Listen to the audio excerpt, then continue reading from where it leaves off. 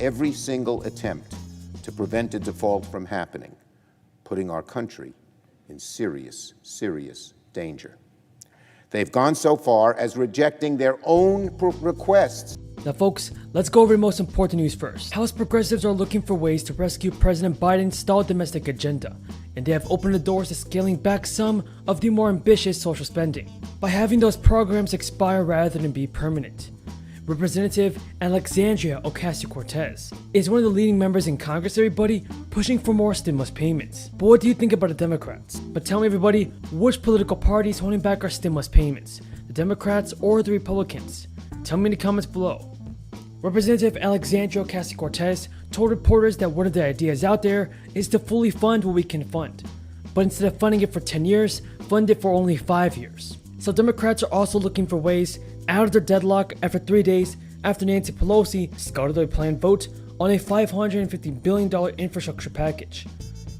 Nancy Pelosi said she retreated as progressives balked at a standalone bill without the $3.5 trillion social safety net spending and tax increases that they want. What do you think about this, everybody? Can Nancy Pelosi get the job done? Can she send out more stimulus checks before the end of the year? And do you believe that Nancy Pelosi is doing all that it takes to help out the American people? Tell me in the comments below, everybody. Now, progressives say they're willing to compromise for that number within limits, and Pramila Jayapal rejected Senator Joe Manchin's offer of a $1.5 trillion in social spending. Pramila Jayapal told CNN that is not going to happen because that is too small to get our priorities in. So it's going to be somewhere between 1.5 trillion and 3.5 trillion. And I think the White House is working on that right now. Because remember, everybody, what we want to deliver is childcare, paid leave, and climate change housing. Pramila Jayapal said that reducing the length of time for authorizing that spending can provide a path forward. Federal budget rules tally spending in 10-year budget windows, so authorizing spending for only 5 years would significantly cut down the price tag. Now, a White House senior advisor would not commit to a timeline or price tag.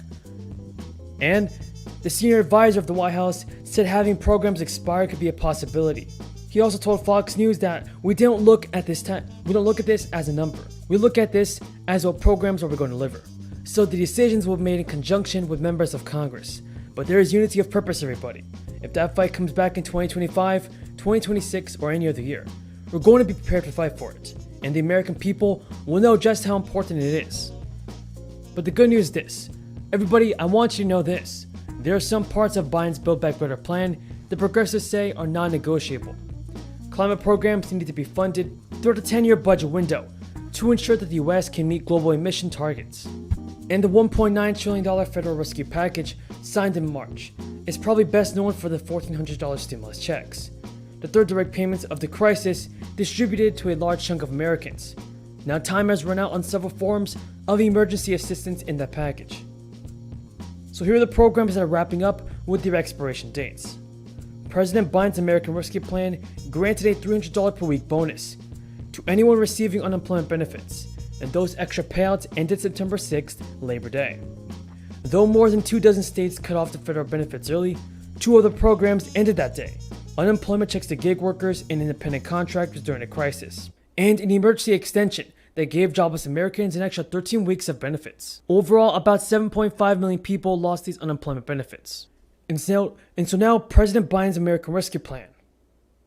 And the government has paid 100% of the health insurance premiums of laid-off workers who keep their job-based coverage through what's called the COBRA law. And that benefit stops September 30th. And people may need to find new health insurance because COBRA coverage is expensive. Since July 15th, the government has sent households with kids monthly family stimulus checks under a 1-year expansion of the child tax credit. The payments will total up to $1,800 for each child under age 6 and $1,500 for kids 6 to 17, depending on your income. But the final payment is scheduled for December 15th. Democrats in Congress are trying to keep the larger child credit going. So, do you think the child credit payment should be extended until 2025? Tell me in the comments below, everybody. Folks, I also have some more stimulus check information that I want you to know. And here it is.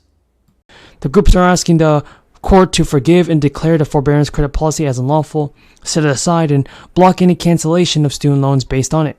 In the first round of relief legislation, Congress said months in which borrowers benefited from the payment pause would count toward loan forgiveness for public workers. And roughly half of the more than $1 trillion in outstanding loans have been made directly by the federal government and are being repaid through one of the 4 income-driven payment plans. The plan is capping monthly payments at a given percentage of earnings and with the promise that the balance will be forgiven after 25 years of payments. But a 2022 Government Accountability Office found that the Education Department did not accurately track the payments until a decade after the first income-driven plan was actually implemented.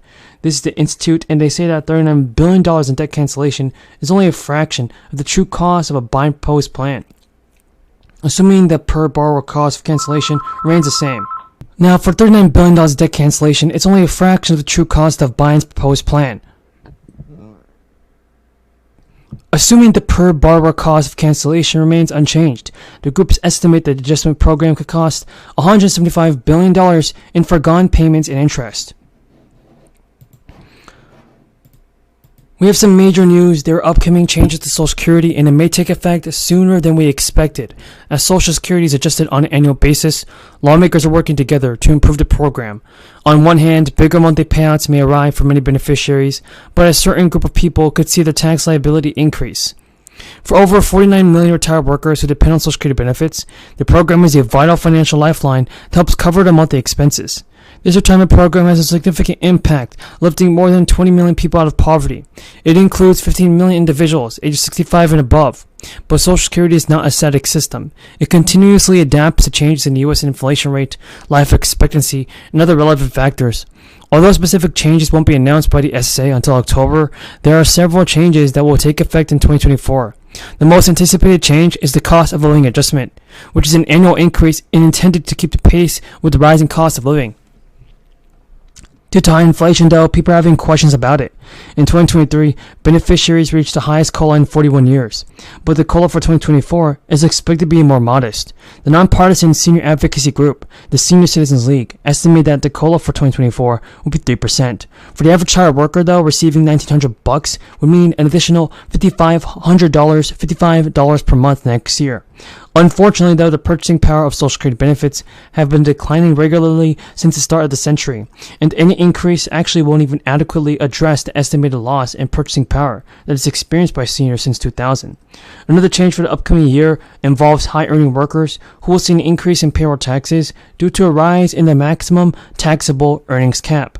The payroll tax contributes about 90% of the program's revenue, and only about 6% of workers reach the maximum taxable earnings cap a year. Additionally, high earners collect Social Security benefits. They may experience a large monthly payout, as the maximum monthly benefit amount at a full retirement age is expected to rise in 2024. To qualify for the maximum Social Security benefit, you must meet 3 criteria. You must be the retirement age of full, work at least 35 years, and reach or surpass the maximum taxable earnings cap at all 35 years used in calculation. I recognize the gentleman from New York, Mr. Jacobs.